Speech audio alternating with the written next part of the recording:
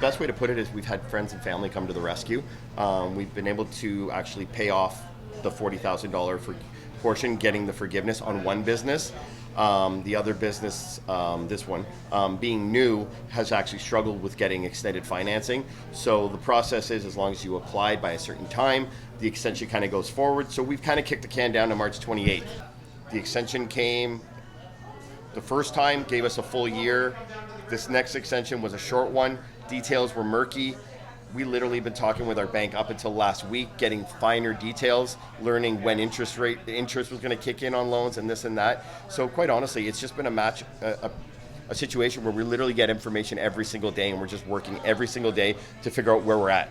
You have to make the decision whether or not you're going to bet on yourself or not, because we're already all really indebted coming out of the pandemic. We're already paying high costs for goods and everything like that. And at the end of the day, we got to figure out, do we keep going?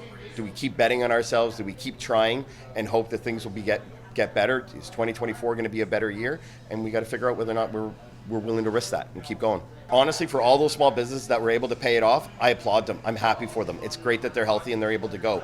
For those that couldn't even get refinancing, that have banks saying no to even giving them a $40,000 loan, and they're getting into this situation where they have to pay the full 60 back, they won't be able to pay, that's a tough one. I don't know what the answer to that is, other than the fact that we're in a situation with the pandemic, with everything else that's come afterwards. It was nobody's fault. There's no, when I struggle as an operator, when I don't do things right, my business fails, I can look in the mirror and blame myself. I look in the mirror as I manage all of this and go, I've done everything right. I bet on myself. I've doubled down. I've used my life savings. I'm doing everything. And quite honestly, the businesses are doing just great. It's just, now I have to come up with $40,000 when I don't have it. And if I don't, I'm going to have loan payments of almost $2,000 a month for the next 3 years to pay for that if I decide to keep going. Well, if I don't have enough $40,000 now, who says I have $2,000 a month? I owe some people some money, right? We're betting on ourselves. We're taking on more debt.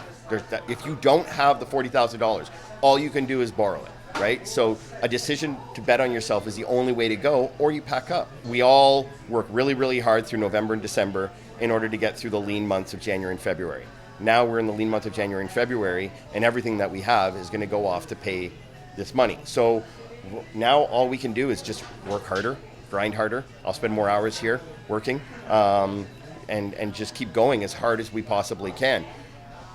The frustrating part is it's the banks that actually win. They're the ones that get to lend us more money and make interest rates on that. Our staff want to know everything, and we want to be transparent and be honest with them. They want to know, are you going to be here in a month from now? And we're like, we hope to be, So yeah, they sit there and they see these articles. They see me here, sitting here, and they wonder, should I be looking for another job? What am I supposed to do? So there's a lot of uncertainty for everybody. And quite honestly, can anybody afford not to be working right now?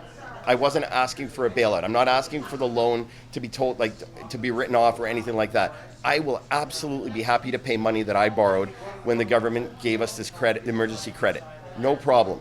All we were asking for right now is a recognition that 2023 was incredibly difficult for a lot of people, most people, and all we need right now is a little bit of time. And we haven't gotten a response from the federal government that's adequate for why time can't be given.